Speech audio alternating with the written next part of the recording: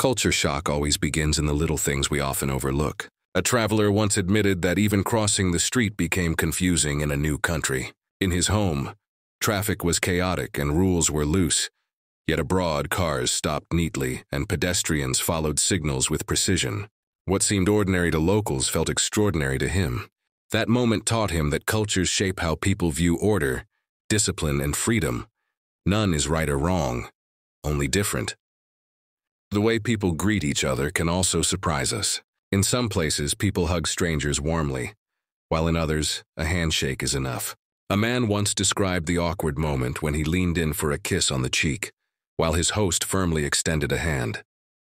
Both meant respect, yet the clash of customs created confusion. Later, he laughed about it, realizing greetings are never just gestures but reflections of history, values, and the way societies build trust. Shopping is another place where culture shock appears. In some countries, bargaining is expected and even seen as a joyful game, while in others, fixed prices represent fairness. A tourist once tried negotiating at a store and was met with offense, as if he doubted the seller's honesty. He later learned that money carries cultural weight beyond numbers. What he thought was smart shopping was seen as disrespect. It was a reminder that economics is deeply tied to values. Silence is another hidden cultural code. In certain places, silence in conversation feels heavy, like tension or disinterest. Yet in other societies, silence is respected, considered a sign of thoughtfulness. A student abroad once panicked when his professor paused too long after a question. Later, he realized it was an invitation to reflect deeply. What once felt like emptiness soon became a moment of wisdom, teaching him that silence can be powerful communication. Festivals highlight differences, too. A traveler at India's Holi festival was stunned by the explosion of color, noise, and joy. At first it felt overwhelming, but soon he was swept into the playfulness of strangers throwing powder with abandon.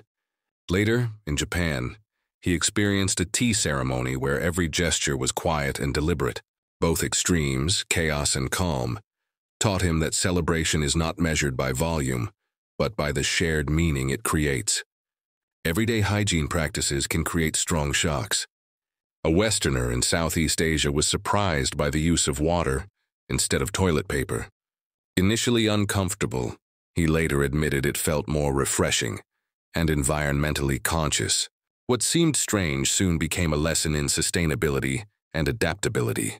Culture shock often forces us to rethink what we call normal, proving that normal is only the habits we grew up with, not universal truth. Weather habits also reveal cultural differences. In one country, people rush for cover at the first sign of rain. In another, children splash barefoot in puddles while adults smile at the sky. A traveler found himself laughing, realizing his fear of getting wet was a cultural conditioning, not a necessity. Such moments remind us that even the way we face nature is shaped by traditions, not just practicality. Family roles are another source of culture shock. In many Western nations, independence begins at 18, with children moving out early. Yet in parts of Asia, living with parents until marriage is common and valued as loyalty. A student was shocked when locals found it odd that he left home so young.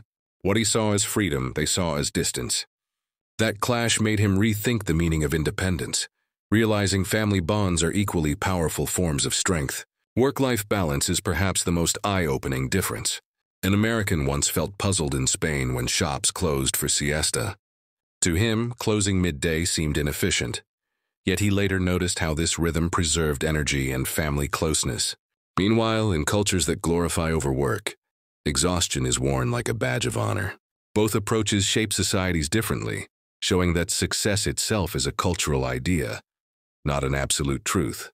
In the end, culture shock is not about discomfort. It is about growth. Every awkward greeting, unusual meal, or strange custom is a hidden teacher. Those who welcome the confusion learn empathy and patience. They see that diversity is not an obstacle but an opportunity. Culture shock transforms us into better listeners, more humble travelers, and storytellers of the human journey. It's proof that by stepping outside comfort zones, we step closer to understanding humanity. One of the most surprising forms of culture shock happens with time itself. In some countries, time is treated as a rigid structure, where every meeting and plan must follow the clock exactly. In others, time feels more fluid, as if it bends around human connection. Traveler once shared how frustrated he felt waiting for hours in a relaxed culture, but later realized people valued relationships more than punctuality. That lesson reshaped how he defined productivity and presence. Another shock comes from how people express emotions. In some societies, showing feelings openly is encouraged, seen as honest and real. In others, restraint is valued, with emotions kept private as a sign of strength. A student abroad once wondered if his classmates were cold, only to learn that their quietness was respect. He realized emotions aren't lessened by silence. They are simply expressed differently. Hospitality often carries cultural surprises. A visitor in Turkey was astonished at the endless flow of tea offered at every visit. Refusing felt impossible, yet each cup symbolized warmth and welcome. In contrast, another country offered space and privacy as their way of respecting guests. The traveler discovered that hospitality isn't about the quantity of what is given, but the depth of intention behind it. Even the way people queue can spark culture shock. In some places, lines are strict and orderly, with everyone waiting patiently. In others, people move forward in clusters, guided more by negotiation than structure. A foreigner once felt annoyed, thinking it was rude, but locals explained it was simply faster in their context. That experience taught him patience and flexibility, two traits essential for thriving across cultures. Communication styles highlight deep differences too. Some cultures value directness, speaking openly, even if the truth stings. Others prefer indirectness, softening words to protect harmony. A business traveler once misinterpreted "we'll think about it" as a genuine interest, while it was actually a polite no. He learned that meaning isn't always in the words themselves, but in the cultural context surrounding them. Transportation systems reveal cultural DNA as well. A visitor in Switzerland marveled at trains arriving within seconds of schedule. Later, he traveled in a country where buses arrived unpredictably, but passengers spent the waiting time chatting and laughing. The difference showed him that efficiency isn't the only measure of progress. Community spirit also defines quality of life. Gender roles often create moments of surprise. In some places, women hold equal or leading positions in public life, while in others, traditional roles are still dominant. A traveler felt puzzled at first, questioning what was right. Over time, he learned that roles are shaped by history, religion, and evolving social change. Culture shock reminded him to listen first, rather than judge quickly. Celebrations around death can also feel strikingly different. In some countries, funerals are solemn, filled with silence and mourning. In others, they are vibrant, with music and dancing to honor the life lived. A foreigner attending such a ceremony first felt uncomfortable, but later understood it was an expression of gratitude rather than grief. This realization taught him that even death is experienced through cultural lenses. The role of hierarchy offers another layer of culture shock. In some societies, leaders are seen as approachable equals. In others, hierarchy is clear and deeply respected. A young worker from a flat organization was stunned when addressing a manager by first name was considered offensive abroad. He learned that power distance is not just about authority. It is about cultural stability and respect.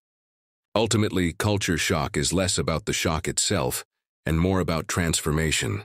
Every confusing custom, every strange behavior, every unexpected moment is an invitation to grow. It pushes us to stretch our perspective, let go of rigid assumptions, and discover new ways of being human. The more we embrace these experiences, the more we realize culture shock is not an obstacle to connection, but a bridge toward global understanding.